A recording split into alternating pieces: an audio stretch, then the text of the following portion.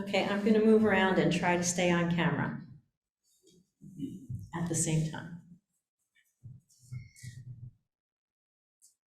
Look at these beautiful, beautiful flowers we have here today. Small flowers, big flowers, yellow, purple, orange, pink, red, white. Have I missed any colors?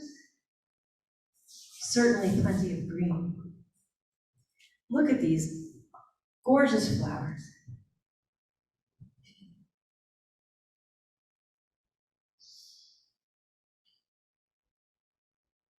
They're a lot like we are. They have moments when they bloom, and other times when they go inside, when they rest, when they prepare. We're like that. Sometimes we bloom in all our glory, and sometimes our blooms fade. You've heard the saying, the bloom is off the rose. But the thing about that is, it blooms again. Flowers bloom and then they go inside and do the work that they need to do to produce the fruit, or to be greener, to produce more leaves, to rest, to prepare, and to do it all again. Are you blooming now? Or are you resting?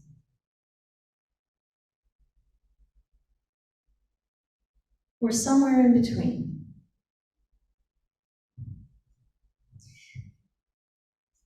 We have mostly cut flowers here today, but they have roots. Some are deep roots, some are wide roots. We all have roots. How do your roots sustain you? We have planted flowers here too. We're not gonna share those. We're not gonna cut those up, the planted ones. But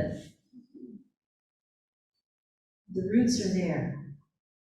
What are your roots doing for you? How are your roots sustaining you? Now look at the diversity among our flowers. Each one is beautiful in its own way. Each one has certain gifts. Now I'll tell you that some flowers, I'm looking at a lily right now. I have cats. If you have cats, you might know that lilies are terribly poisonous for cats. Some flowers are beautiful to look at, but very dangerous. And yet, they add to the garden. Don't eat them, or maybe don't touch them.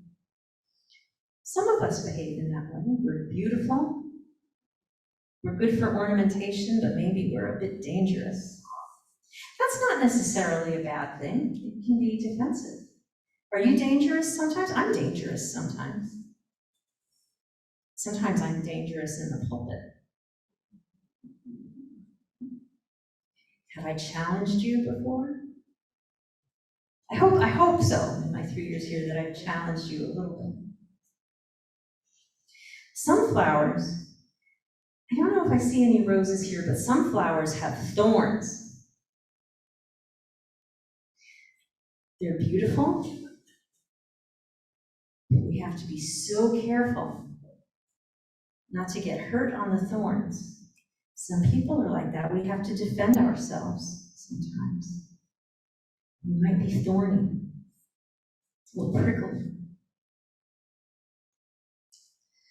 Some flowers have a magnificent fragrance, and some have none at all. There are a couple of flowers that have a really stinky fragrance too. And yet all are beautiful and all contribute.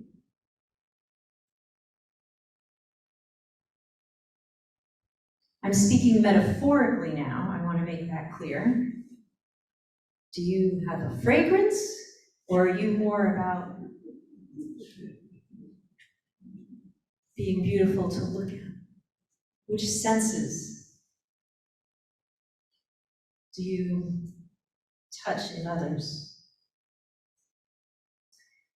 Some flowers are very, very tiny,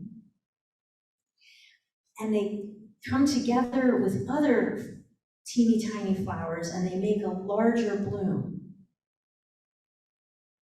They always want to work together.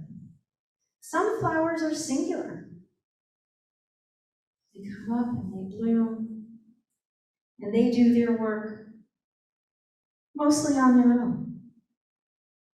Are you a teeny tiny bloom? Do you need the work of others? Do you need to be surrounded by others to do things as a team? Do you bloom on your own? Some are big, some are tiny. Some bloom for a long time, some for only a short time. Do you know about that stink flower? That massive, it's the world's largest flower. It only blooms, every couple of decades or something. How often do you bloom? Are you big or tiny? We all contribute to the beauty and to the garden. All of us contribute to the beauty and to the garden. And that's important, because what would our life be like without the beauty? Without the whole garden? Some are surprising. Last year I was buying some plants to fill a spot in my yard, and I got what was labeled as purple irises. And that was going to work with the color scheme that I had and the other flowers there, and I planted these purple irises. Guess what? They weren't purple irises. The blooms are lovely, but they're I had to look up what they were. I have a plant identification app on my phone. Some of you are saying, what are you talking about? Phone apps, I don't, right? But I have an app on my phone that's a plant identification app. I can take a picture of it, it tells me what it is. I had to do that with this flower, and I found out it's in the lily family, and it's kind of a fiery orange red, and it's absolutely lovely, but it's not a purple iris. It was surprising. Have you ever been surprised by your garden? Have you ever been surprised by what goes on in the congregation or in your family? Maybe things happen that are not what you were expecting, but they're still beautiful, beautiful things.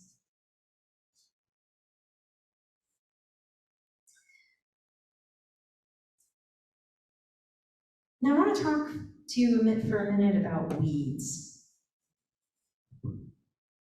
What's a weed? Well, it's just something that's a plant that's sturdy and does really well no matter how we try to get rid of it. But it too has beauty. I have a lovely crop of dandelions at home. A lovely crop. They are actually quite beautiful and also completely edible from flower to root. Once I stopped looking at them as something to get rid of and a problem in my lawn, I could start harvesting them. I'd like to share them with my neighbors, but I don't know that my neighbors necessarily want me to. Do you know that there's such a thing as, I think, a purple dandelion? But I thought that if I actually planted those and then they ended up in my neighbor's yard, they'd know where they came from. haven't done it. Sometimes we think of people as problem people. Do you have people in your life that you think of as problem people? You don't have to tell me out loud.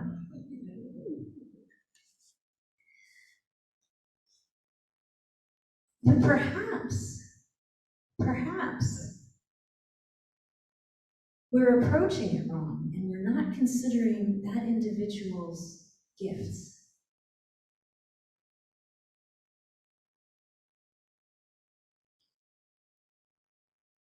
How can we appreciate everyone's gifts?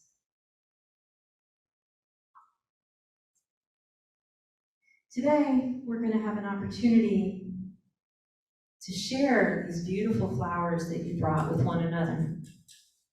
And if you forgot to bring your flowers, don't worry, there are plenty of flowers here. There's enough for everyone.